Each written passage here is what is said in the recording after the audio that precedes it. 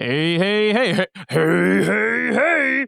It's that time again, brother. I don't know why I became both Fat Albert and Randy Savage at the same time, but it just kind of felt right. You know what I mean? Listen, you gotta open up the show with a bang, especially when you haven't been here for a hot minute, and I've been highly inconsistent with my appearances. Has it been a hot minute? I feel like I've only been. I thought I only missed the 1 week because you guys slacked off and skipped one. If it was 1 week, which I definitely, okay, no, it was 1 week in terms of like the listeners' created timeline, right? But for our like behind the scenes timeline, it's been way longer, or it feels that way to me. Yeah, right. Because I think you also were out for like 3 episodes before I was last seen. And then I think we low-key skipped a week, but that's fine. Well, yeah. We don't need to get into all that. Come on, man. What the hell? Time is fake anyway. Yeah, time is so fake. In fact, Justin, you know what that time is? The time of the year. Tax season?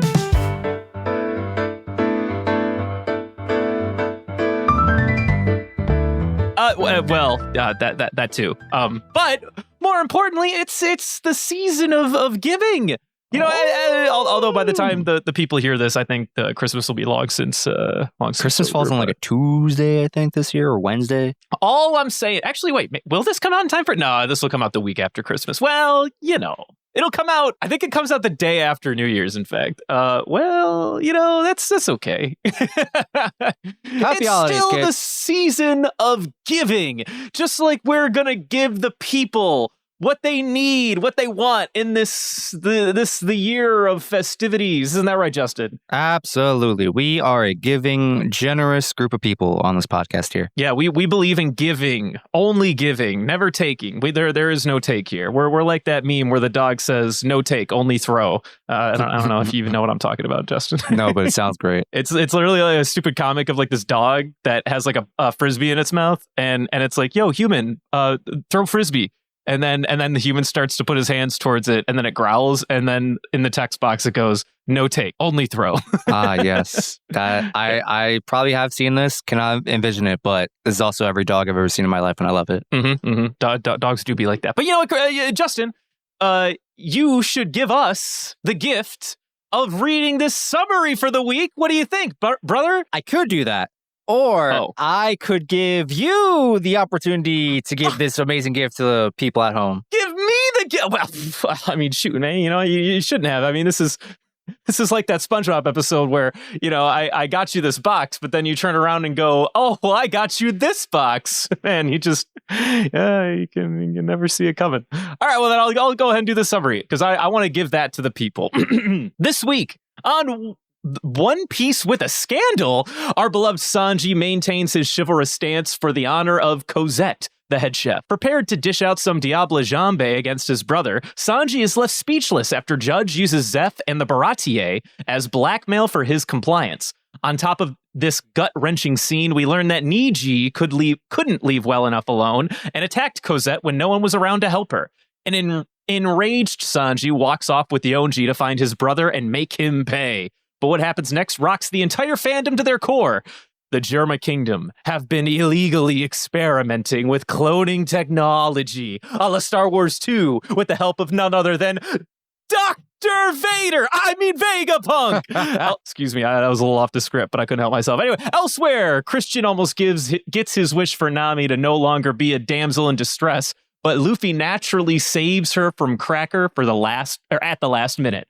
All of this and more exciting, pulse-pounding drama awaits you next week on One Piece with a Scandal. Why are we talking about next week? I barely even got a chance to talk about this week. Listen, you gotta leave them wanting more and be like, listen, this is good, but what about next week? Do we need to leave them wanting more at the end of every summary? Brother, they just came along for the ride. Listen, I was in a flow state, all right? I was just writing. All right, well that's fair. But I will say, Justin, I'm saddened this week. Oh, so as I'm sure the listeners are aware, it is only you and I this afternoon, this evening, this good night. And at one point, I was recording with Christian, and I was really looking forward to him being here for this reveal from the Germa Kingdom side. I don't remember which episode it was specifically. It might have been the one that released a couple of weeks back now, at least from our present timeline.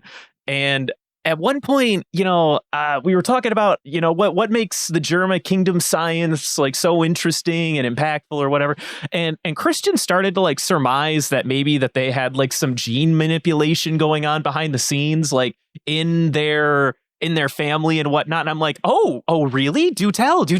And brother, he kind of fucking nailed it. And then he even said, dude, if like the Germa kingdom are like the ones that invented like IVF treatment or something like that, like I kind of might lose my shit. Like that's almost a little too much sci-fi for me to handle on my One Piece anime or something to that event. Yeah, I can't wait to listen to that. That's what I'm saying. I mean, I think the episode's already come out, so clearly you don't actually listen to it. So maybe one more week. Maybe it might be the following week. Maybe that is the thing. But I was kind of like, I'm sitting in the back of my mind kind of chuckling and simultaneously going like, man, brother, I think he might either really like what happens next or he might really be distracted by the fact that they literally create clones in this universe. Oh, man. Who can say for sure? Who will know? I don't know. Who will know? I look forward to next week when we can ask the boy himself. But hey, Justin, how are you doing? Are you enjoying your time watching this arc for the first time ever? I am. I'm here for the Sanji stuff. Everything else, middling. Is that a fact? So far? But yes, I'm here for the Sanji stuff. I love the Sanji stuff. I do have one gripe though. Okay. Sanji would have never let that food touch the fucking floor, bro. What the fuck? What do you mean? The whole point is that he doesn't care if it touches the floor because he's going to treat it with respect, brother. You respect the food by not letting it hit the floor, man. Come on. Listen, dude, I don't think you're seeing the vision here. What mattered most to Sanji as a show of force was the willingness to be the shield for Cosette first and then be like, hell, some food hit the floor, but I'm not going to let it go to waste. And then he proceeds to fucking eat it. Like, what's the problem here? Okay, would he eat food off the floor? Yes. However, if he had the capacity to stop the food from hitting the floor, which he clearly does, he would have never let it happen. This is such a out of character moment for him, and I'm upset about it. I don't know about that. I don't think that this is an out of character moment for him in the slightest. I think he has certainly shown the capacity to drop food at some time or another, and simultaneously be like, well, I mean, as long as it's eaten, I don't really give a fuck. My man can move faster than a speeding bullet, and you're going to tell me he couldn't save the plate of food?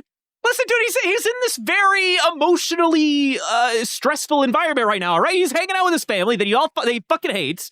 He's staring down Niji, who was like the one to primarily be an asshole to him when he was younger. Or at least I think he was the primary one. Maybe it was the other one. He sure is the most vocal one. Yeah, he's definitely the most vocal one. I'm just saying there's a lot of stress happening around him, and he's kind of holding his own. I don't know if you remember last week when he's literally having the shakes from trauma, and he's still here defending Cosette's honor and also going out of his way to, well, attempt to sort of rectify it, even though he was like, oh, I can't because I don't want Zeph to get in trouble or whatever. I don't want Zeph to die.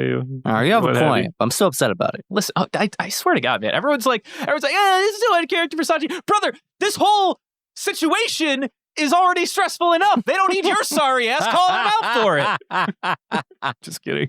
Sorry, I don't know why I'm so angry about this. This is the one thing. I'm like, bro, the food, Sanji, the food. I can't get behind this. No, absolutely no shot. He proved that his character is unwavered in that he chose to literally eat off the floor. I know you're right, but I'm still upset about it. Thank you. I just wanted to make sure we all knew that. I didn't want that to get left up into the air. Thank you. I appreciate that. It needs to be clearly stated for the record. Yep. For the record, I know you're right was now in a soundbite. I'm going to need you to make sure that that's packaged and sent to me via my email.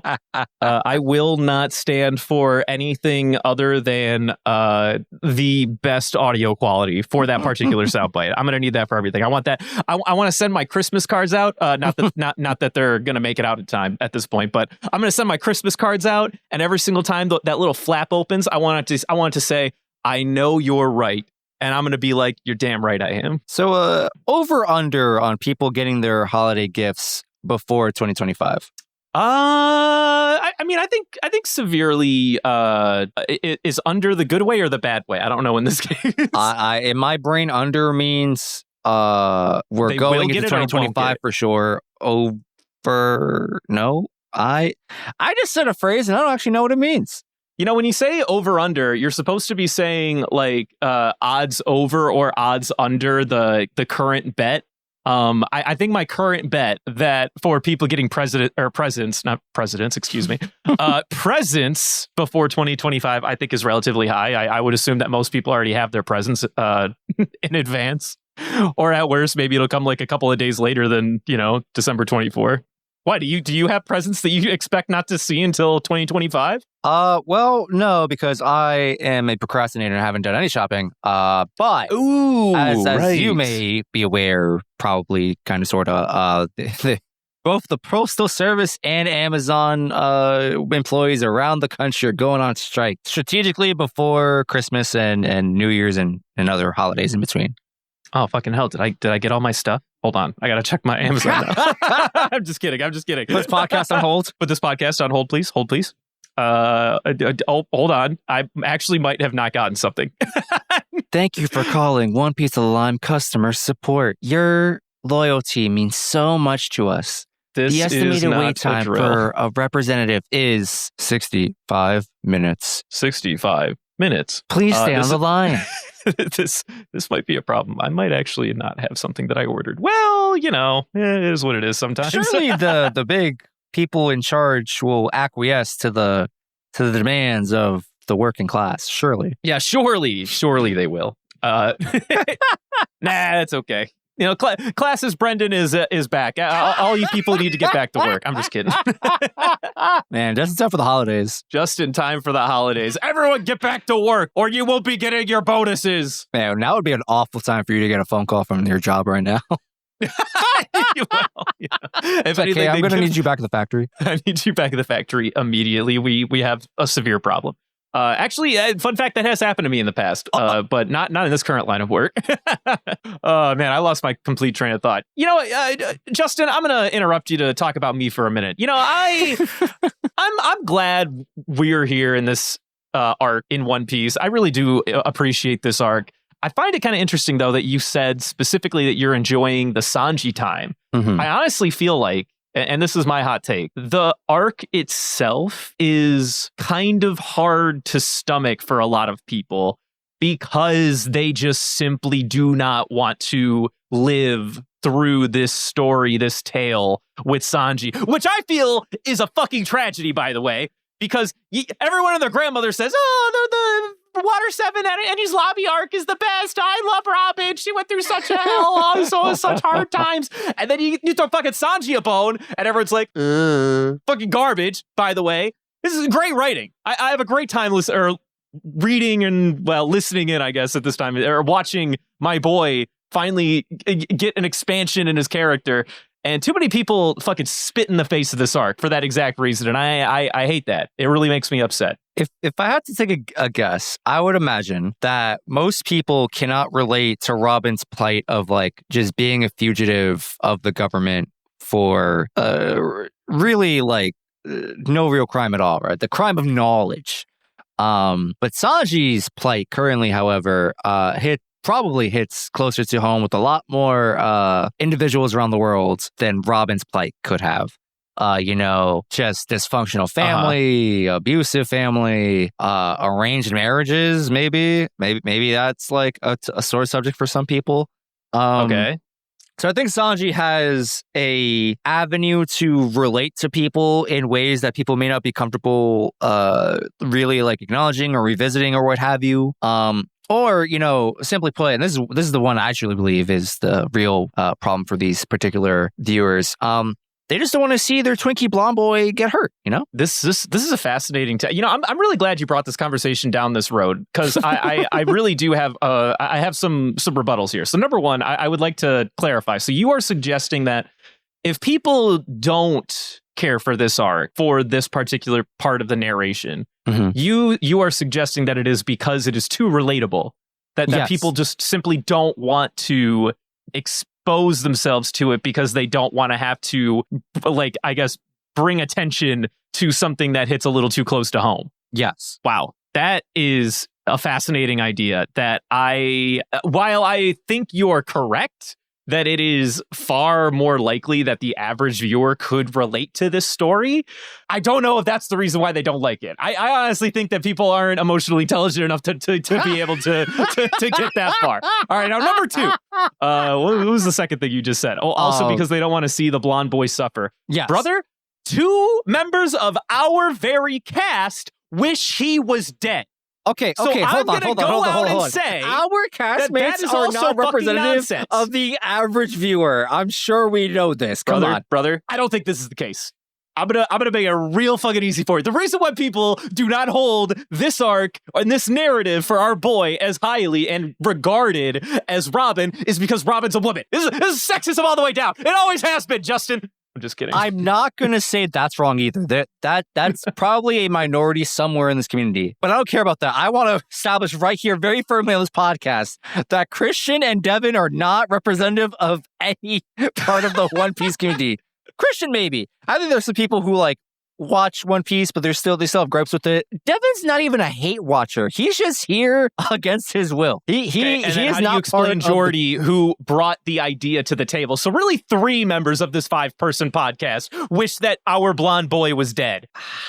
Jordy's an enigma, bro. No one He is an enigma. I'll give you that. You know, he really is kind of an agent of chaos. He is an agent of chaos. Such a calm demeanor, which is really unsettling personally. I don't know, brother. It just I just want to restate that I wish to express to the audience that, you know, my favorite arc in this franchise really is Water 7, but it's not for the Robin bits as much as it is for just like the turmoil and the messaging surrounding both the Mary and Usopp. Also very relatable in the form of rejection. And yet here we have Sanji, who, by the way, was the one person that combated Luffy back when Luffy and Usopp were fighting, and when Luffy nearly told Usopp to get off the boat, and Sanji couldn't fucking take it and nearly shut his ass up with his own fucking kick, which he's never done to any person on the crew beforehand. Because this is very clearly a topic that is near and dear to his heart, and I love the fact that we get to expand a little bit on that. Thank fucking Christ. I'm a sucker for family drama with the little sprinkle of trauma in there. All right, this is the good shit. This is the shit I love. This is the shit I love. I do enjoy this. And they got Power Rangers involved, bro. This arc was made for me, truly. You know, I know we've been saying Power Rangers, but like we should probably stop saying Power Rangers because neither Christian nor Devin have ever suggested Power Rangers, I don't think. They definitely have. The second they saw color-coordinated siblings, and especially for like, you see Reiju and Yonji first, and then I guess maybe it to me becomes more apparent when you see Ichiji and Niji. They just have a costume. I don't know if you want to call it a uniform exactly, but like, they have capes. They got these funny looking shoes. They have a certain armored aesthetic, right? And I know for a fact, for at least Devin, he's just like color coordinated people, funky looking armor-ish things, Power Rangers. All right. But have they said that, or have like we said that and then made them? Them. Are you sure? I don't know if I believe that entirely. I feel very confident that it was them. All right. Well, if you say so. At the very least, Devin was on this train before I ever fucking left the station. I do feel like maybe Devin at least at one point mentioned Zord, so there's a good chance that maybe he got on the Power Ranger train. But I just feel bad with the idea of like inserting, you know, my own 2 cents and just forming their minds around it. I don't know. I feel like if you were a Power Ranger kid, you sniff it out real good. You're just like, bro, these are Power Rangers, and if they're not, I'm going to be very mad about it. These do kind of seem like Power Rangers. Let's be real.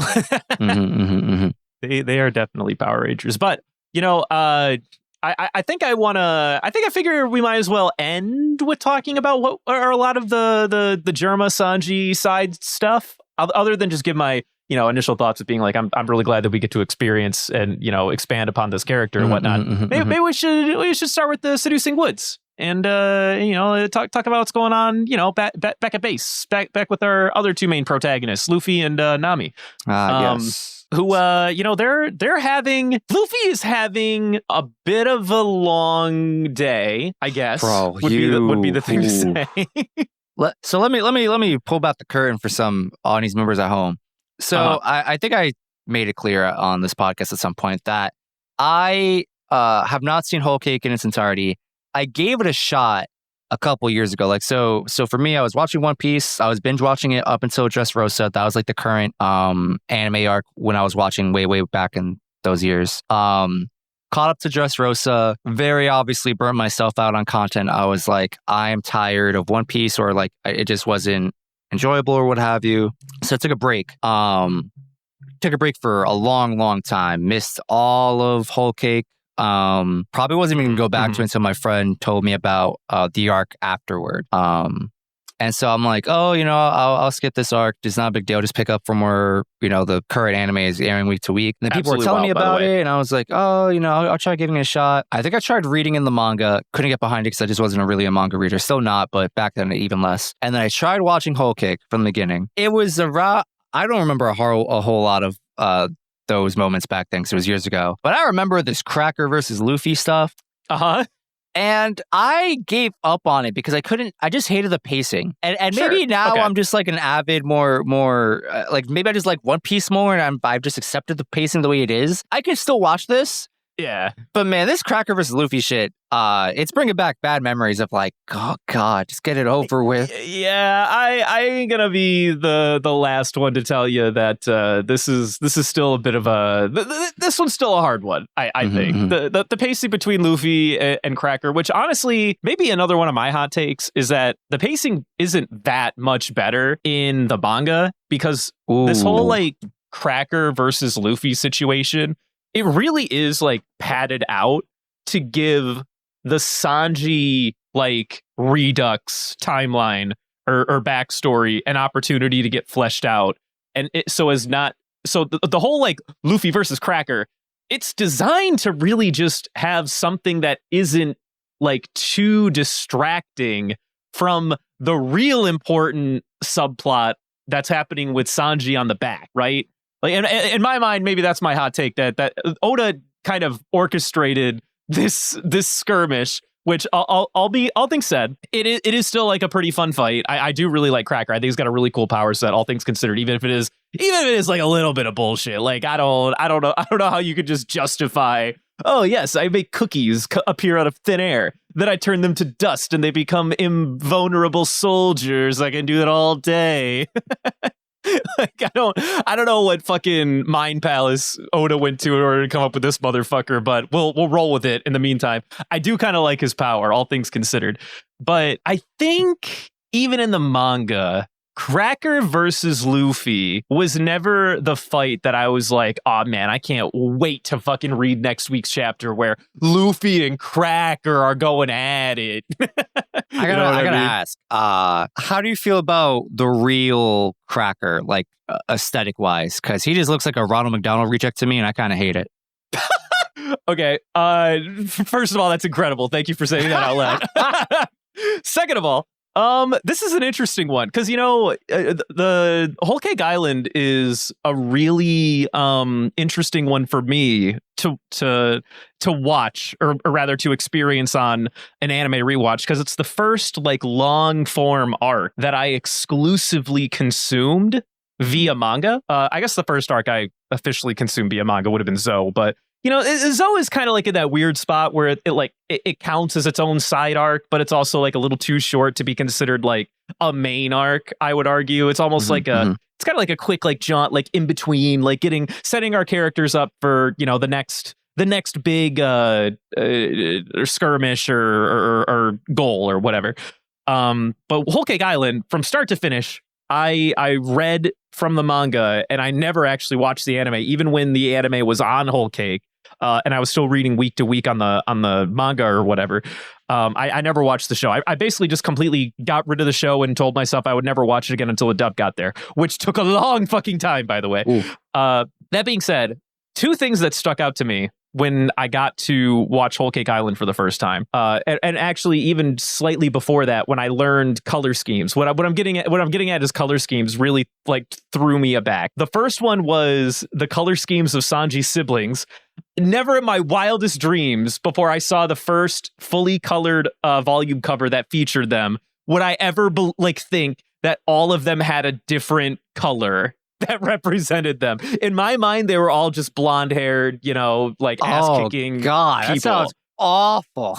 But honestly, at the time, I thought it was crazy that they weren't all blonde. But nowadays, I'm like, okay, no, Oda, you're right. You kind of cooked there. I think it's a little bit more fun to have them be literal Power Rangers with all their unique aesthetic. In my mind, I figured their outfits might be a unique Power Ranger color, but I didn't think for a second that we would have pink-haired Reiju, green-haired Yonji, blue G, and fucking red G. Although it makes it a lot easier to make fun of their names, to be fair. So I love that for me. But that was the thing I thought back in the day. And number 2, I never in my wildest dreams had on my bingo card purple hair fucking Cracker from back in the way days. I don't know what I thought it was going to be, but in my mind, it was probably going to be something like brunette, maybe black, just not literally just not purple or magenta or whatever the fuck this version that we have of Cracker here is. Very bizarre the first time that I seen Cracker with his official colors, and I was like, that's what this dude looks like? Are you sure? And then I proceeded to never see him again until I watched the anime for real. That I'm like, oh my God, Cracker, are you okay? Do you need to go to I think you need to go, see somebody about that yee ass haircut you got going on right now. Man, I think I killed him. Are you okay, buddy? You died over there? I wasn't prepared to hear such a infamous line in the year 2024. I mean, come on, man. Of course we hear. It's all about that yee ass haircut. Anyway, but okay, all that being said, yes, I do like Cracker's design here. I think he's actually a really cool guy. I like it. I like this, the skinny Cracker, way more than fake the Bruiser Cracker. The week that we were introduced to him, Christian was saying he's got some basic ass design. And I'm like, I hear you, but I like it. No, I'm with him 100%. I think shield form Cracker is a very bland and basic fucking character design. I didn't want to say it at the time, Christian, I totally fucking agree with you. And thank God we've got more. Obviously I couldn't. But this version of Cracker is so much cooler. Way cooler. I'm all for the weird characteristics and traits in a motherfucker. I want the weird spiky 3-pointed hair with what looks like dynamite stick threads lighting up at the ends. Can't get behind it. And his so fucking stupid. I don't even know how to describe his pants. His pants look like something out of fucking Aladdin or something. I don't even know. I'm a big fan. I actually like that. It's got a lot more character is what it comes down to. I just do think his hair color is kind of whack. I think I don't think after all this time I gave Oda the Vinsmoke siblings. I ain't giving him Cracker back. I think he hit a solid L with the purple haired Cracker. At least that's my hot take. So yeah, yep. We're in the woods. Luffy is having a bad time, but he goes gear 4 and he's finally mowing down these stupid biscuit clones. Yeah. Just as he's about to make contact with Cracker, maybe he runs out of gas. You hate to see it. He just goes, and then just kind of collapses. And he's like, shit, I can't do jack shit for 10 minutes. And they're currently hunting my ass down. Gonna go find a tree to squat in best I can. Which lasted for all of 2 minutes. He burned 2 of his 10 minutes after he deflated because one of the shield crackers almost immediately found him. Yep. But luckily, our friendly neighborhood Nami shows up riding King Bomb after she's enslaved the entire forest with Big Mom's Beaver card. I love that we could talk about this. Brother, I love this plot element. I remember back in the day when this plot point, just before this was the official reveal where Nami was going to use the Beaver card to manipulate the homies, do all this shit. Dude, every week that we were in Whole Cake prior to that moment, people were speculating and going this Beaver card, it's going to come in clutch. It's going to play a role. I know it's going to play a role. Some people were like, oh, well, once Big Mom sees that they have a Beaver card, she's going to be chill and call the whole thing off. Other people were like, oh, well, when they show that they have the Beaver card, they'll be able to, find their way to the inner part of Whole Cake Chateau without any issue. And then others even still were like, oh, I bet they could use this Viver card to control all these fucking talking objects. And those people would be right. And I'm glad that we have that here. I love this bit. I love that Nami gets to be this character for at least like 2 to 3 episodes. That is great. I love that. Because I feel like we don't get this version of Nami ever anymore anyway.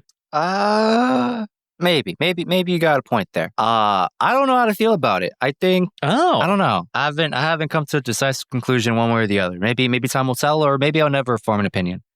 Oh, so you don't really think you like that Nami is controlling the talking flora that surrounds them? I don't dislike it, and I don't love it either. Like, I'm pretty indifferent to it. I'm like, oh, this is neat. You don't think it's a great bit that she gets to be like, okay, I want all of you to do exactly as I say. And then they're all like, but what the fuck? We're going to die. And she's like, I literally don't care.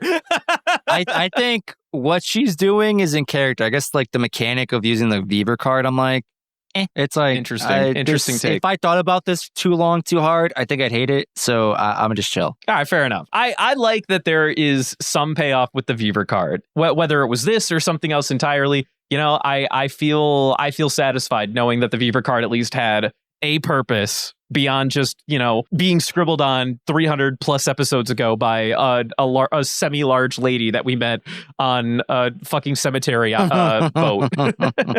if you know what I mean. Man, does Lola... we have Chiffon, which is like, not to say she replaces Lola, but she's low-key a Lola replacement. But like... she's like high-key a Lola replacement.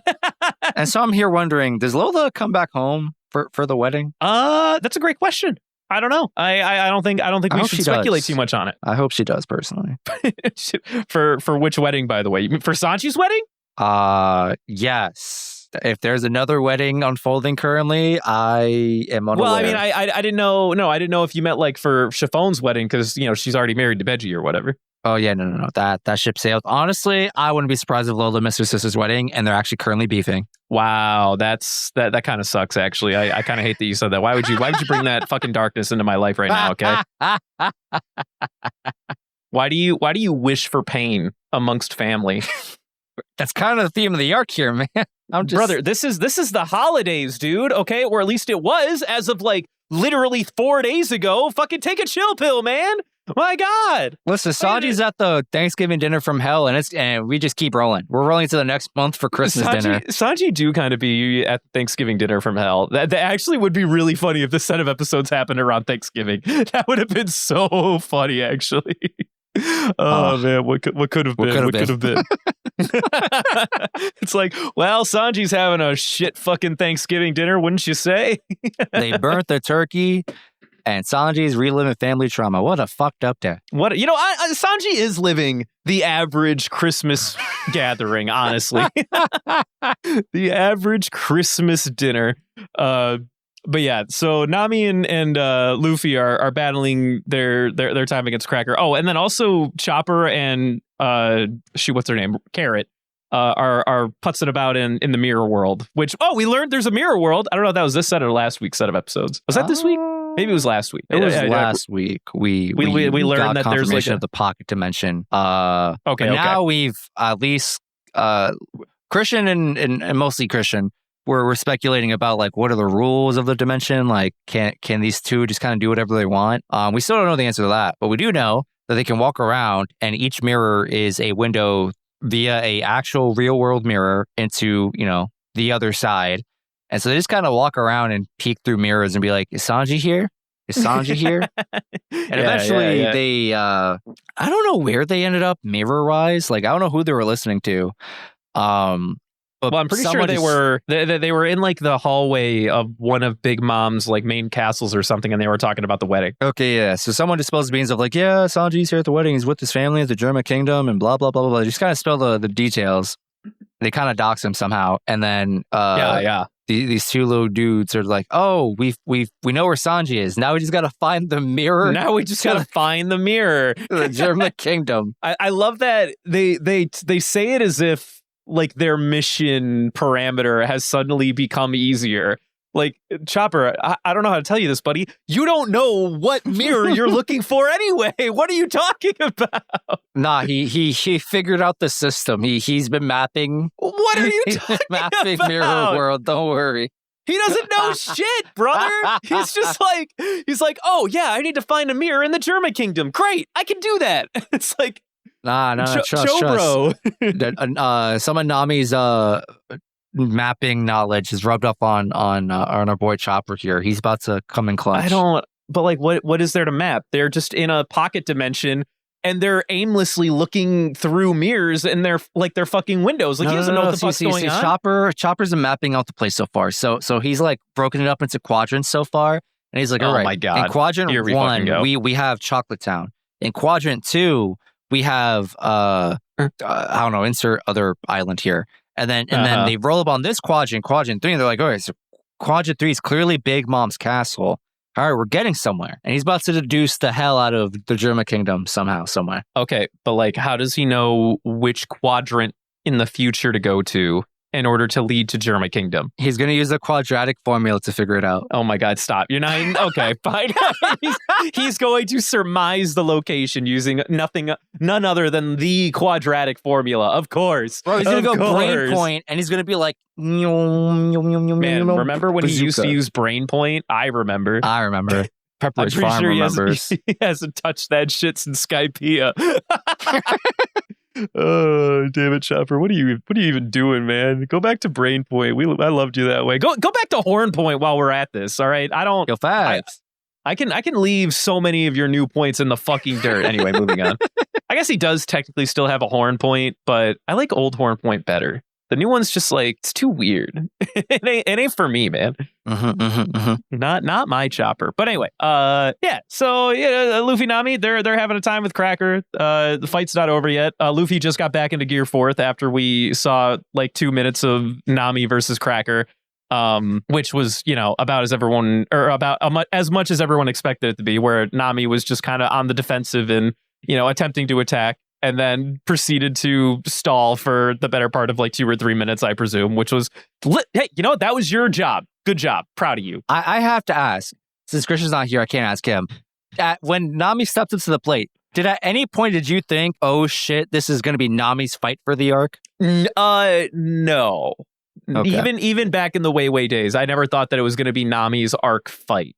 But I did think that she was going to do one of her patented, like, yeah, I don't think you can take me. And then she hits him like a fucking truck once. And they're like, oh, I'm sorry. I didn't realize I was facing the glass cannon.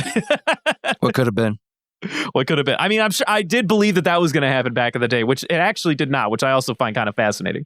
But no, at no point did I think back in the way days that this was going to be Nami's big fight. I think a part of me, especially when we were first in Whole Cake Island, really felt like this was the arc where Oda and by extension Luffy needed to justify the stakes and the, I don't want to say power structure or scaling because then I'm going to sound like a fucking dork, but they really needed to sell me on scope of the Emperor system and where Luffy sat in the ladder. And I do think that Whole Cake succeeds in a big way later down the line. And this right now, I was just kind of like, if they're going to make Cracker be a hard fought enemy, they're not going to have Nami take him out while Luffy struggles. Like, that's just not what's going to happen here. Come on. Like, be sensible. Nice. But yeah, we'll continue on with the Cracker versus Luffy fight, round 2 in the near future, I'm sure. Again, I sort of feel like this skirmish is more just flavor to get you to more Sanji. I feel that's my personal humble opinion. Now, that being said, we're going back to the Germa, and man, dude, we relived some moments with our blonde boy, huh? First, the majority of the first episode was literally just like a redux of reminding the audience of what Sanji's backstory was, or the version of Sanji's backstory that we already knew anyway. The starving on a deserted island or whatever it's at. And something that I was kind of wondering, because I forgot. I know I say I've seen this show too many fucking times. we have crossed the threshold of areas that I've only rewatched one time. So I don't have the knowledge like I do in other areas of this franchise, or at least not like readily available. I kind of wondered if this retelling of Sanji's backstory was going to go and retcon the change they made to Zeph cutting off his leg to save Sanji and actually double down on Oda's original writing where he ate his fucking leg. No, they didn't do that, which I'm actually kind of sad about. I feel like they should have done that here. Damn. This was their chance. Like, you have an opportunity to actually go with what was originally written, and they were like, nah, we're gonna double down on our original, kid-friendly version, which I'm like, I don't even know why. Like, why are you kid-friendly-ifying it when so much other shit in this franchise is not kid-friendly? Just fucking double down on it. Why you gotta be like this? Is all I'm saying. These are valid points. Maybe that's a hill I'll die on by myself. But regardless, we got a redux of Sanji's backstory. And also we get...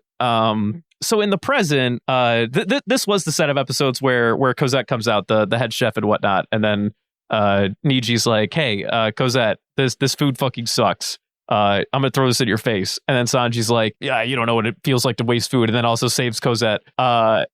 Sanji confronts Niji, and at one point even kind of starts looking like they're about to throw hands until Judge makes it very clear to Sanji that he's used and utilized Big Mom's spy network to learn the identity of none other than our once pickled-legged friend Zeph. And Judge makes it very clear.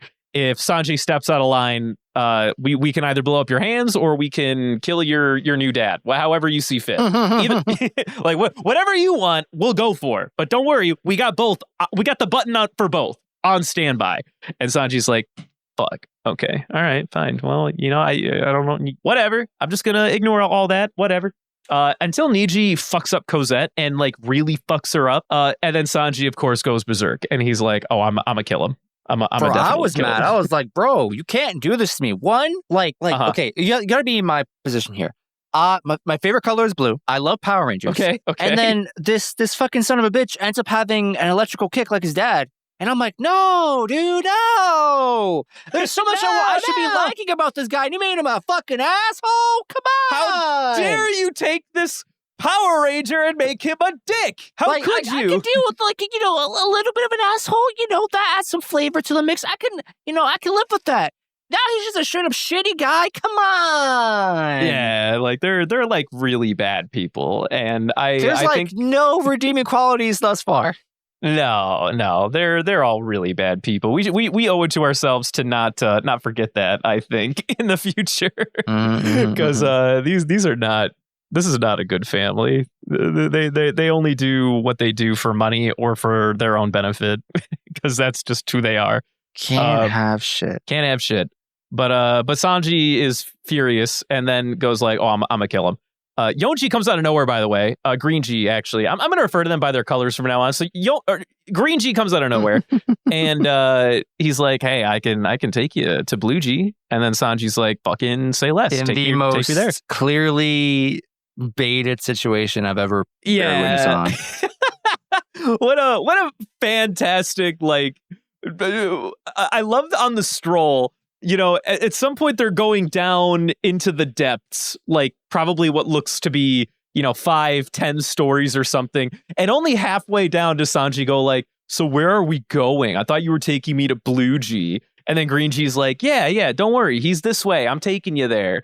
And like, to his credit, he wasn't lying, but also like Sanji having little to no, like, I don't know, concern over the situation was a little jarring. I feel like I'm sort of surprised he didn't go like, I don't know if I trust what you're doing right now. I'm gonna go find him myself. I'm not just gonna follow you, into the abyss without being able to defend myself or something like that. Like what? Like in the movie, what was that? 300, 3000, the Sparta movie. This is where all those people in the pit fall to. This is the bottom of the pit. Yep, pretty much, pretty much.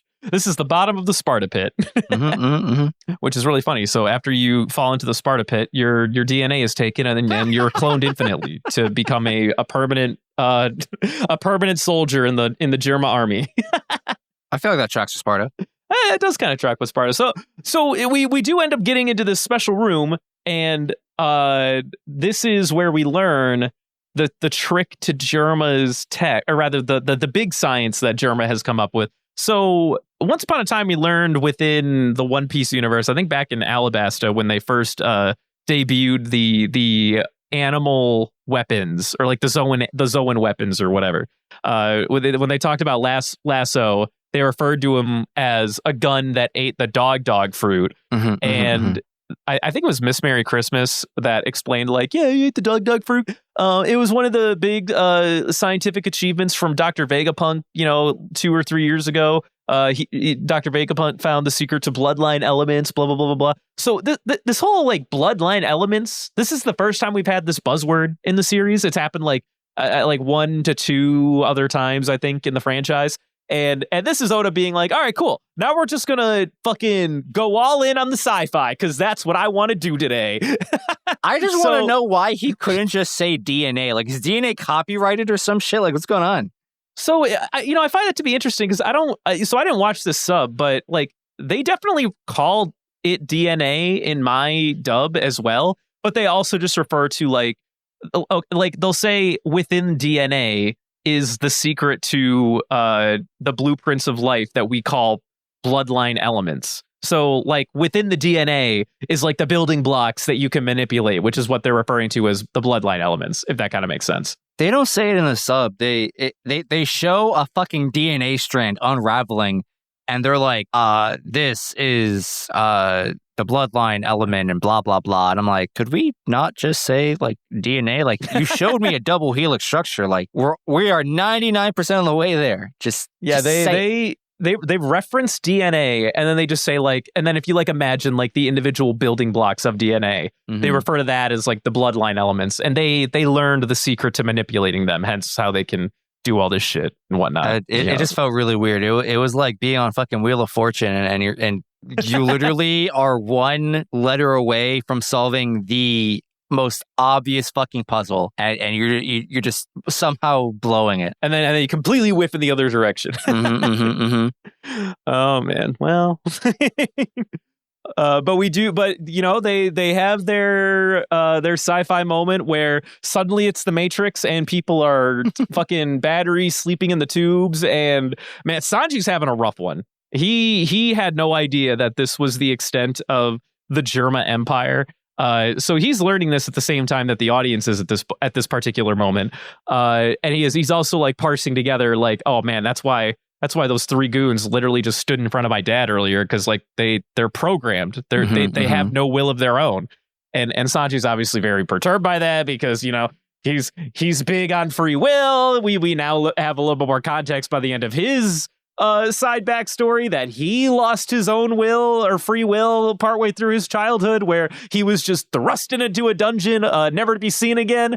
I do wonder how he gets out of that. I'm sure we're gonna get some answers. But man, dude, can I just tell you, these are some real sad boy Sanji hours. This part of his like redux in his backstory really does hurt, bro. It was brutal. Just like, man, ruthlessly bullied and abused by your siblings. Your dad just don't give a fuck. You also feel, reasonably as a kid, you'd be like, oh, my siblings can do all these cool, amazing things. Why can't I do that?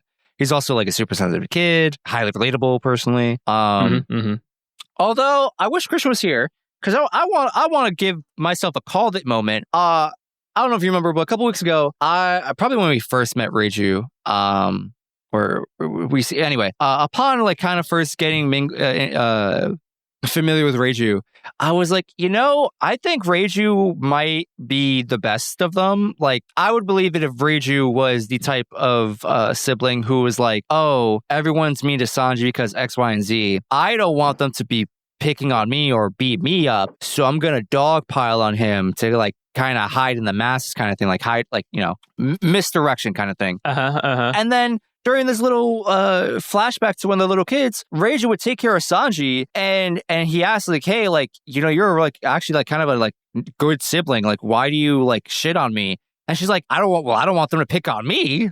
So what the fuck? Are you stupid? Or are you dumb?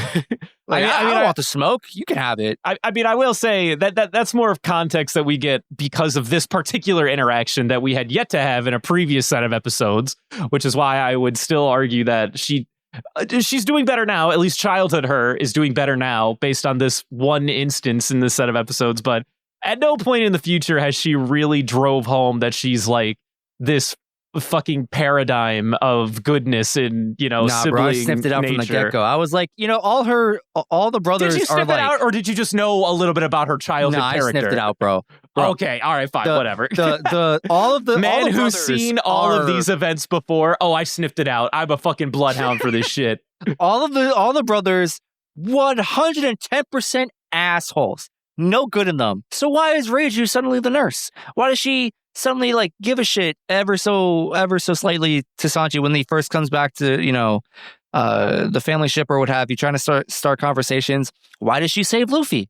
All right. If all of the siblings were 100% evil, Reiju does none of this shit. All right. For her to do any of these things, that like all these good deeds, more or less, she has to be like a significantly less evil or less evil percentage in her than the rest of her siblings. That was right. But we didn't know that she was quote unquote helping Sanji until basically this set of episodes. Nah, I knew, bro. What? Based on what? I mean, like, helping is kind of a strong word, but it's like, okay, like she patched him up after his fight with Judge, and then she saved Luffy, and then proceeded to put explosive cuffs on his wrist. Yes, she did do that. And even then, I was like, nah, dude, she's just doing because dad is there. Like, bro, what's she gonna do? Say no to dad? Listen, you literally know the events of this arc, so don't be coming out here saying, bro, like, oh man, I sniffed this out a mile away. It's copium, brother. All right, well, you know, I can't convince him, folks. He's in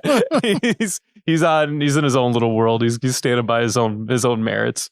What was I gonna say about this? There's something else. Yeah, Sanji's childhood, real rough.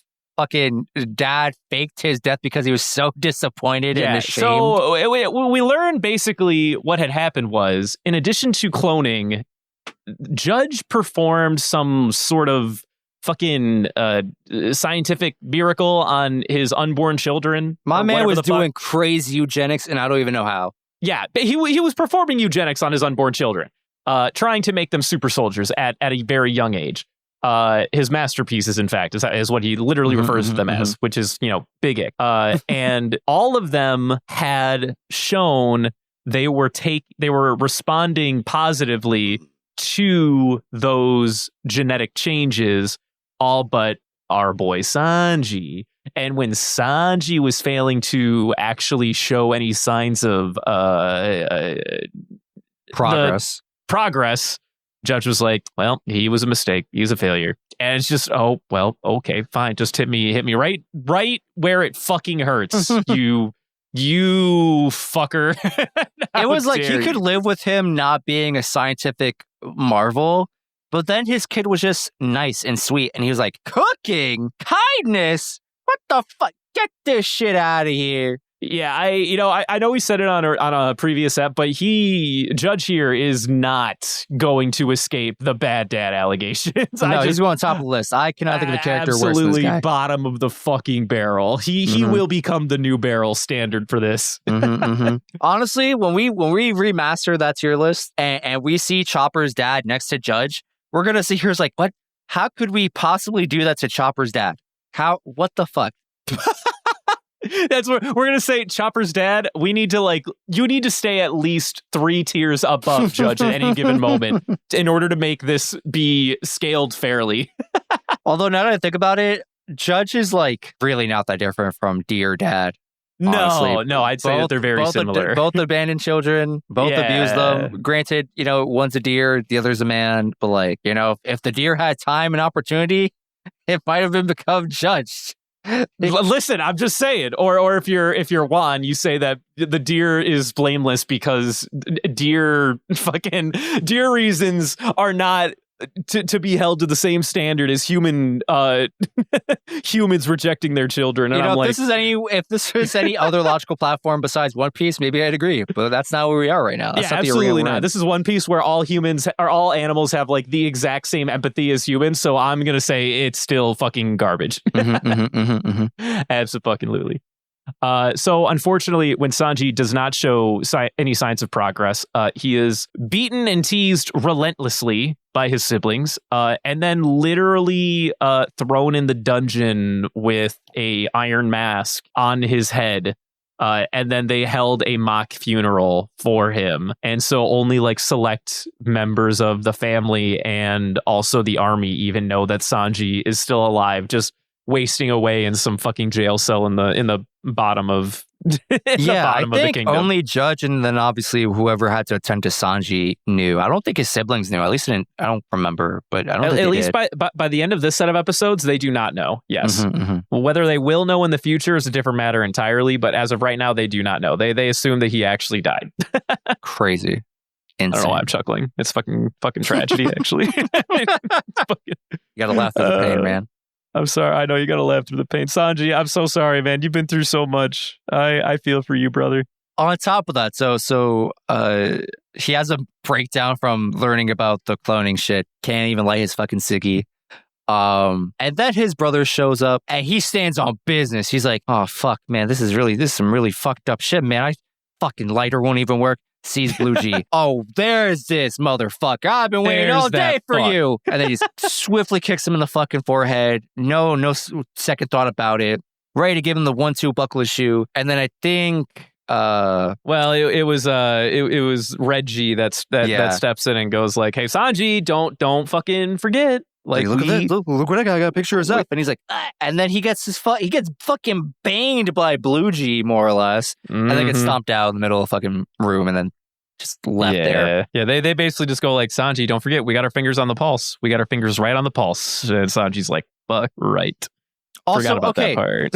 Speaking of which, so it's also revealed to us that Judge gets all of this dirt on Sanji from fucking Baron Tamago. He gives him the fucking explosive cuffs. He gives him the whereabouts of Zeph and the Baratier. Who knows what else he gave him? I know Taco hates Baron Tamago for like voice acting reasons. Okay. I hate Baron Tamago for being a piece of shit. Oh, okay, yeah. that's fair. I mean, I think Baron Tamago is a solid villain. He's just being a bad guy, you know? He's doing his thing. He's doing his part. Good. He's amongst the best and I hate him. He's too good at being a bad guy. I fucking hate him. I love that idea that he's just being too good at being a bad guy. Well, you know, I'm having a good time. I love fucking Baron Tamago. I love every single time he fucking graces my screen. Just thick fucking French accents, the best fucking shit on the planet. God, just. But you know, we're left up with a couple of cliffhangers this week. We still gotta conclude the Cracker versus Luffy fight. Not entirely sure how that one's gonna end out yet. And then we also got to deal with more Sanji backstory, because that's what we were left with in terms of recap is join us next week as we unfold even more trauma from our yellow blonde-headed boy. There was one more thing I think I want to touch about. I know you're not the best person to ask, unfortunately. Okay. But during the cloning explanation, we learned that Judge had worked on this technology with Dr. Vegapunk. Yes. What was it? I think they said Vegapunk got like, I don't know, scolded by the Marines or some shit, or got arrested or something like that. And then Judge had to like sweep up the evidence and like, you know, work on the shit by himself underground incognito mode. So what I took from it was Judge and Vegapunk were on a team together that were responsible for discovering these bloodline elements, and where Vegapunk took the majority of the flack when the Marines and the world government found out about his research, he folded over and said like, okay, fine. Well, if I'm not supposed to be doing this, I'll fucking work as a contractor for you guys or something so that we can just fucking check our hands at this. We don't have to worry about it. No one has to go to jail or whatever. And then the government's like, fair, we can play that game. And then Judge was like, well, I'm just gonna fuck off and do my own thing now that I have all this info on the bloodline elements. And then now we have this fucking version of him in his current form. Crazy. Absolutely crazy. What a guy. What a guy. Is there something else that I was thinking of? Nah, No, I think we pretty much covered it for this week. You know, we're left on the edges of our seat. We're looking forward to next week. Oh, you got something? Hello? Okay. One really tiny fucking thinnest fucking string I'm tugging on. Okay. So Star Wars. The Clone Wars. Okay, right. Yes, Order of course. 66. Germa 66. Okay, you know, I'm just... I don't know if I could be fucking connecting nothing. I don't know either, but I think you're cooking. I really do. So here's what I'm thinking. Right, yeah, of course. One of two things might happen, or could happen, or maybe I want to happen. Oh boy, here we go. So I need an Order 66 for the Germa Kingdom. Now, what does that look like? There's no fucking Padawan to slaughter, right? Obviously. Right, of course. So here's what I'm thinking. What I'm thinking is either during the wedding, Sanji and Pudding say I do and yada, yada, yada, seal the deal with the kiss. And then Judge goes, cool, activate Order 66. And he goes to like basically take over the Big Mom family. Or similarly but different, he goes to the Reverie and then tries to hold all of these royals hostage. Okay. I like this idea. This is fun. Although, you know, making it Order 66 adjacent really only makes sense if they've infiltrated wherever the base that they're trying to overthrow is, though, I will say. So I guess Big Mom family got to become the Germa family. So I guess the Big Mom family about to get iced. You hate to see it. You hate to see an emperor go down like this. Comply or die. Goodbye, Big Mom. I hope you said your fucking prayers.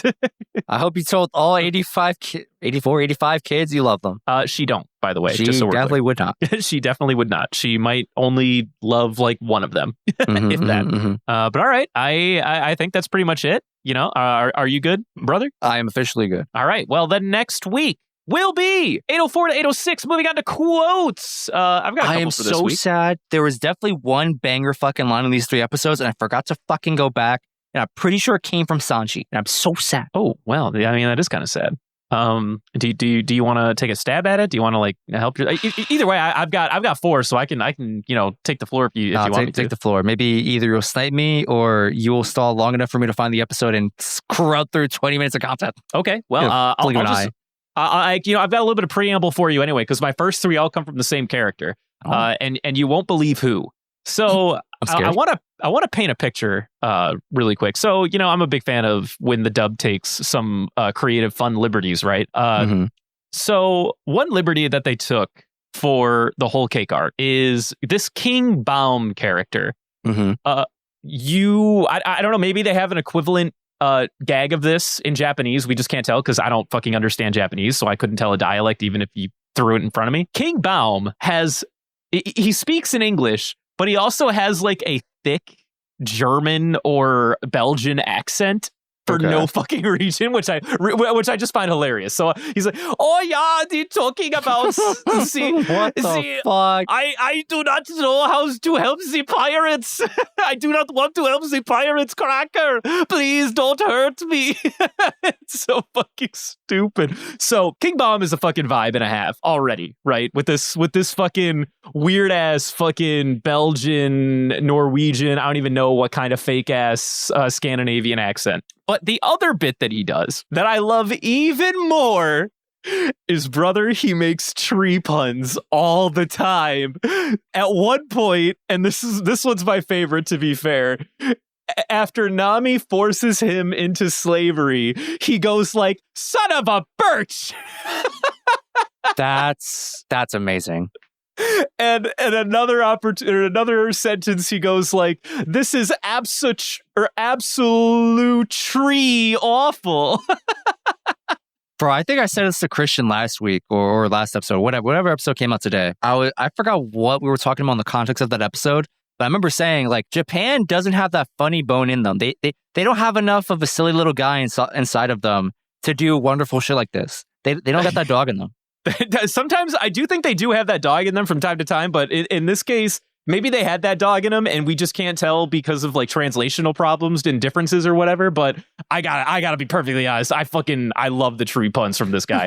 And then there's another time where he's like, "Well, you better," but instead of better, he goes cedar. I just fantastic. Fucking gold stars. Will you see that? Oh man, I love that bit so much. So anyway, I'm a big fan of King Bomb in this arc. He's one of my favorite running gags when we first fucking meet him. But my other remaining quote is actually the quote that from Green G, of course, unfortunately, when he's explaining what the Vin Smoke have done in terms of like discovering these bloodline elements, and he's very like, you know, cinematic with it. He's like, essentially, we discovered the blueprint of life, which is kind of a problem because you know that's bound to ruffle up some feathers, you know, playing God and all that.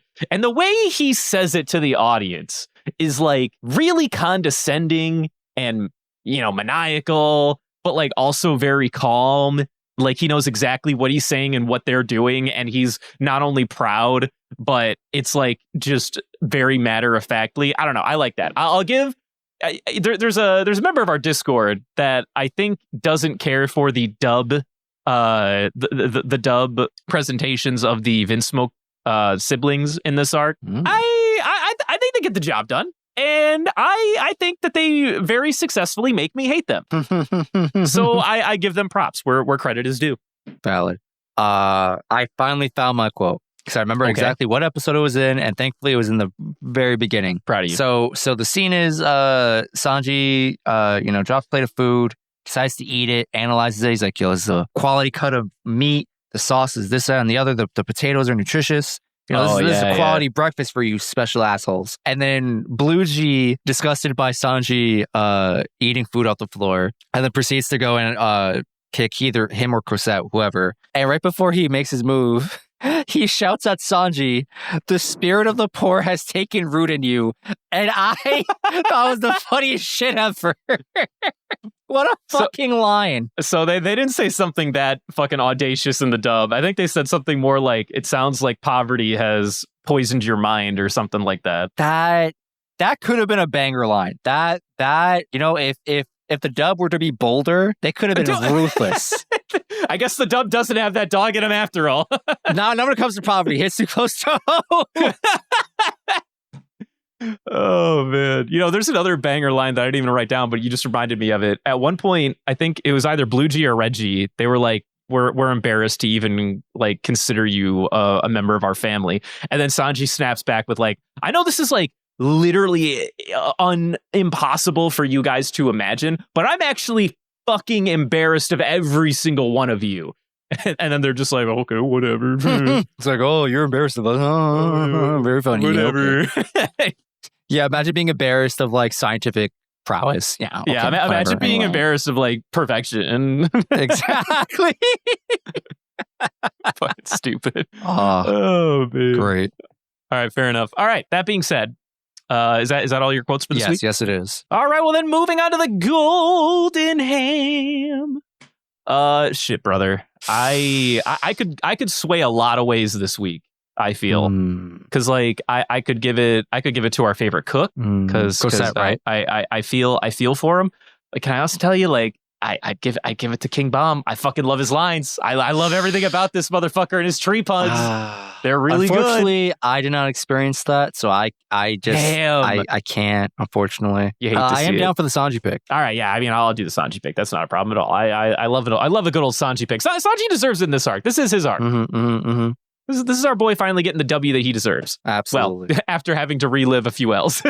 He deserves it. So at least it's the best you could offer him in his time of need. I love how that's the only time he gets golden ham is when he's suffering. Man, what does that say about us, Justin? We are good people. Are we? We're giving, bro. We are, like we said in the beginning of this podcast, we're all about giving. Yes, we're so giving, making sure that those less fortunate get their rewards from time to time. I love how you transitioned from all I'm saying is it sounds like we're a little bourgeois. Yeah, I'm just saying we sound a little bourgeoisie right now. Oh, did I turn Australian? No, I probably did. You were leaning that way. Yeah, well, I tend to do that from time to time. All right, that's a pretty easy golden ham. We'll give it to everyone's favorite chef. Mm-hmm. Now, moving on to fan mail. And brother, I forgot when we got this. What's the date on this? What was it? There was received date. We received this, I think, exactly a week ago. Maybe like a day, like 6 days ago. Anyway, this email was so fucking good. It was so good, I replied to this fella. And I was like, and I wrote, this is the most beautiful thing I've ever read. Okay. So, dearly beloved listener, what did they write as? Jake, want to make sure I didn't dox him too well. Jake writes, titles, Fan Mail for Opwa. Hello, Panda Crew. I write to you in haiku, just to say, Garchu. I've listened a lot and given plenty of thought, much like Brendan bot. Oh, for fuck's sakes. East Blue to Wano. I'm a fanboy like Barto for this silly show. Super tensile strength. Kuma's paw pads do make sense. Strong, soft like Tank Man. Great minds think alike. Prison pocket dimension. Bag of butt holding. Condoriano. Shadow my cousin Jason. Panda view these nuts. Sincerely, Jake, longtime listener, second time emailer. Shout out to you, Jake. Dude, Jake, that was incredible. Thank you, Jake. That's amazing. Jake also wrote, hoping to up the haiku game for the podcast. I think haiku should be its own quick segment every episode. Oh, man, but then I'd have to make a haiku every week. Brother, I got to be honest. I think it would lose a little bit of its luster if we did it every week. Same. And also, I don't have that much creative juice in me. Yeah, that's really what it comes down to. I put in a not like minute worth of of effort every time I draw or make a haiku. If you ask me to do it every week, I'm not gonna lie to you. There's like at least a 20% chance that it's gonna happen. Like I'm going to draw it up during the Golden Ham nomination because I'm just gonna fucking forget. Mm-hmm. So at least rest knowing that we put effort into the haiku as it stands. Whereas we could, I'm not saying we could be not putting in effort, but there's a non-zero chance we could have less. Yeah, what Brendan said. Yeah, at some point we just hate it, and some of us don't like it. Oh man, man, my throat kind of hurts. Wonder why that is. Oh no, we got to end the show fast before you end up like Christian. Oh man, don't even get me started. Well, that was the lovely email. Thank you, Jake. We love and appreciate you. Banger email, goated. What best of all time? Goated, absolutely goated. Love that. Moving on to Patreon shoutouts. It's Taco. It's Taco. We love you, Taco. And I will have you know that Christian and some other member of our community / podcast recorded your movie. I think. I wasn't there. I believe think it's they your did, movie. Yes. And I'm going to make the bold claim that by the time this comes out, your movie would have already been published. And he would have listened to it already. And he probably would have loved it. You should not make bold accusations lightly like that. Nah, bro. I believe in Dylan. Dylan's fine. All right. Fair enough. Even though we recorded that episode really late. Totally coming up before 2025. Don't you worry. Totally coming up before 2025. Don't even sweat it. Although this episode, I'm pretty sure comes out after 2025, just so we're clear. Don't worry about it. It's fine. Okay. Well, fair enough. But Brendan, yes. I have mixed news. So now would be the time we do our Garb Gab segment. But Christian's not here, and he is the holder of the Gab. Right. Okay. And so now I humbly come to you. Yes. Asking, do you have a grab bag? Of course I have the fucking grab. Are you kidding me? I wait for this day every week. every minute of every hour. I'm sorry. I didn't mean to get so excited there. This is very. Am I sweating? No, you're sweating. Anyway, I'm definitely sweating. It's hot in this room. Yeah, Justin. Yes, I have it. I have it. Please, if you could reach your hand within the bag. Oh, why is the bag so warm? It's like radiating. Well, let me go swimming in there. It's like ooh. Yep. You should go swim in there. Yep. Okay. So from what I can tell, yep. It seems you filled the grab bag with a lot of hand warmers, and I mean like a lot, brother. They're coal. Oh. Yeah. Tis the season, motherfucker. Tis the season to shit on the naughty kids all around the world. Tis the season to shit on all those naughty boys and girls out there. Anyway, let me I guess rub my coal a little bit, trying to see if there's anything etched on it, which I would hope there is. Don't worry, there is. Hold on. I see something, but it seems like gibberish. Hold on. Let me try something. Okay. Let me. You got a piece of paper? I as a matter of fact, I do. Here you go. Cool, great. Let me Well, hold on. It's the Declaration of Independence. So just like be a little careful with fine. it. I will use the back. Okay, yeah. And let me just I'm gonna rub the coal on it. Perfect. As I suspected. So the coal had like stamps, like the type of stamp that would use to print the Declaration of Independence. Right. The coal is basically just a stamp, and if I press it into the back of the paper, it tells me the grab bag segment, and it's casting call. Ooh, casting call. Is there another stamp that tells you who we're casting? Let me flip it over. Yeah. And it's Zeph. Hey, it's Zeph. We did it. We got to Zeph. Somehow that motherfucker's relevant again after all this time. Never count out One Piece characters. They will always be relevant. I would have expected fucking Patty to be relevant before Zeph ever came back to my fucking screen. There's still time. There is a little bit of time still. There's a sniper currently trained upon the Baratie and its sister restaurants. So, I mean, you do know. Well, shoot. I mean, I am ready to cast some Zeph. Would you like to go first? Sure. I only have two this time. Okay. And one of them I had to identify the name of 60 seconds ago.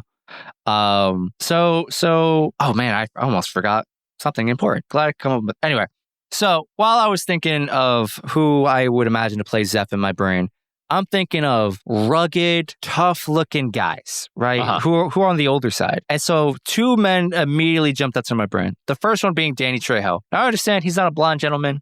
He's definitely not white. Yeah. But with some hair and makeup, I think we could pull it off. I think Danny Trejo, he's already a chef. He has his own local taco chain out in California, which I would love to eat. Shout out to Trejo's Tacos.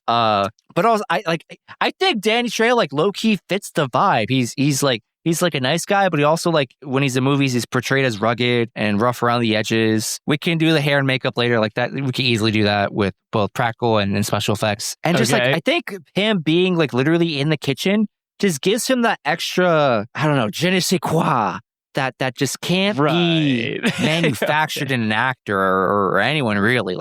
I think Danny Trejo's got the sauce for this. I think this role is meant for him. Okay, well, I think that's a bit of a take, but we can roll with it. But besides him, I was thinking of someone who maybe fits the visuals in my head a little bit better, just a little bit. And what I wrote down in my notes before I swiftly identified this person was 007 actor before they changed him to Idris Elba. Huh? And that man is Daniel Craig. Oh, okay. That's not who I thought you were going to pick, but fair enough. I think Daniel Craig with the little wig and mustache action from the effects department, the makeup department. I think Daniel Craig could pull it off. I think Daniel Craig can literally do anything. I don't know if he's my Zeph.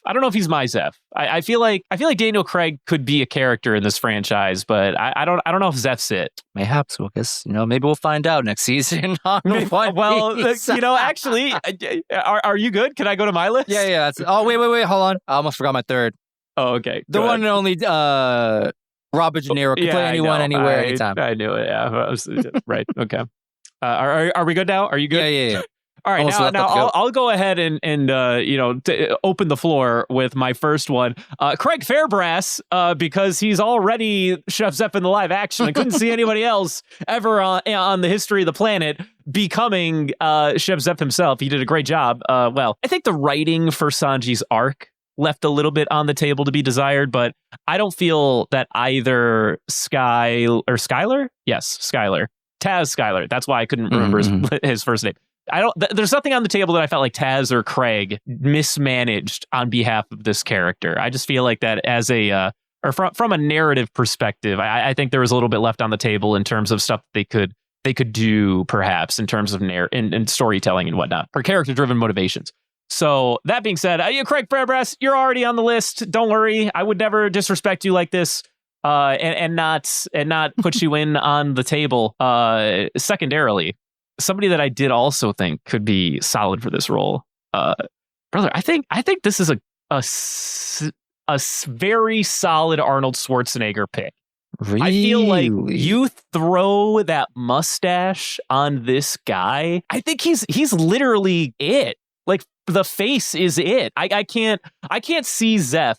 You put one of those fucking braided mustaches on Arnold Schwarzenegger, and I'm pretty sure you put his face next to the anime version, and everyone's going to be like, it's the same picture, is all I'm saying. I can kind of see the vision. I'm not going to lie.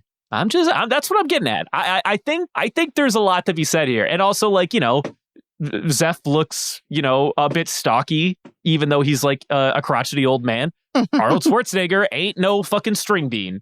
So I think there's something to be said for that. Speaking of not a string bean, you know who else is stocky and would absolutely fit this bill with a braided mustache? That's right. Danny fucking DeVito would be a great fucking Zeph, in my opinion. Before I said the name of the one and only Robert De Niro. Yeah, I know. I bet Danny you were. DeVito's name came into my mind first. I fucking bet it did. And can I tell you, that was the name I thought you were going to drop when you were going on about fucking Daniel Craig. I thought you were going to say Danny fucking DeVito. I almost said the name Danny DeVito, just like it almost slipped out. I was like, wait, wrong actor, wrong goat. Basically, in other words, Twins, the movie starring Arnold Schwarzenegger and Danny DeVito, or two Batman movies also starring Danny DeVito / Arnold Schwarzenegger, is the perfect blueprint for what Chef Zeph should be. Absolutely. In my very not humble opinion. I can't stress that enough. I am not humble. Anyway, moving on. Finally, my fourth swing pick, if I was to continue making a list of potential candidates, you know what could be fun that I would like to see? I think Sean Bean could be a fun Zeph. And if he's not Zeph, I feel like Sean Bean could be like fucking Whitebeard or some generic old guy that's really like alluring, but then also guarantees to die at some point in the in the story. So if Sean Bean ain't gonna be Zeph, who loses his leg, he better at least be fucking Whitebeard, because that shit would be funny. Anyway, that's all I'm getting at. Valid. All right, those are my picks. That is this week's casting call. And incredible. And then I love when we do this. That's the end of our show here tonight. Do you want you want to plug our shit? Go ahead, please. Absolutely. Thank you for listening to us. If you wish to reach out to us on social media, you can do so at Panda Sightings on Instagram and Twitter. If you wish to write an email to us, like Jake did today, with anything, haikus, reviews, inflammatory remarks, whatever, send it to our way at pandasightings@gmail.com. If you wish to financially support us, like Taco or, all of our other patrons, beautiful out there, you can do so at patreon.com/Panda Sightings. We also have a Redbubble merch shop full of stickers and other stuff, hopefully soon to come, merchandise-wise. If you wish to reach out to us and our community more intimately and more directly, you can join our Discord server. Lots of fun stuff in there. I'm constantly streaming wrestling. There's constantly movie nights going on. Movie nights, not to be confused with movie nights. There's so much stuff. If you're into gaming, come ask around. Be like, hey, anyone playing Minecraft? Anyone playing Marvel Rivals? See if we start a clan going on. Lots of potential. Join our Discord server. It's great. It's fun in here. All times a day. Doesn't matter if you're in the EU, Australia, continental United States. Who cares? You got all the time zones covered. Don't you worry. There's always someone in there for you. And you know what? Now that I'm recognizing where we are, happy holidays. Christmas, Kwanzaa, Hanukkah, New Year's. By the time you hear this, maybe all the holidays. I hope your Decembers and soon to be Januaries are happy and healthy, and overall good times. Good vibes. We love good vibes. All right, well, thank you again, Justin, for joining me this evening. Now, if you don't mind me, I didn't want to tell you this before we started, but so you remember how I had somewhere to be by 9:00? Well, I'm about to try to break into that kid's fucking house again that lives down the street. I know. I promised I wouldn't try again. Not after the last time. I still have the bruises and more importantly the burn scars. But I really think I can take him this year. I swear I can. Did the parents leave him home alone again? As they do. This is their fucking annual fucking Hawaii trip, and that kid has been fucking dogging me for the last 5 years or so now, and I can't handle it anymore. He needs to be taught a lesson. I think I've got it this year. I know all of his tricks. There's no way he's got anything else on me that he can actually use to stop me. I think I can take him. Well, I mean, you came back from bowling balls and electrocution. So, I mean, what can stop you now? We're good. Yeah, That's what I'm saying. Thank you. All I'm asking for is a little bit of support. Thank you. Go get him, Tiger. Okay, appreciate it. That's not a Spider-Man bit. It was a Home Alone bit, but that was a good try, though. Also a movie that takes place at some point, I believe, during Christmas. Shout out to Macaulay Culkin. For whatever reason. All right, good night, everybody. Bye.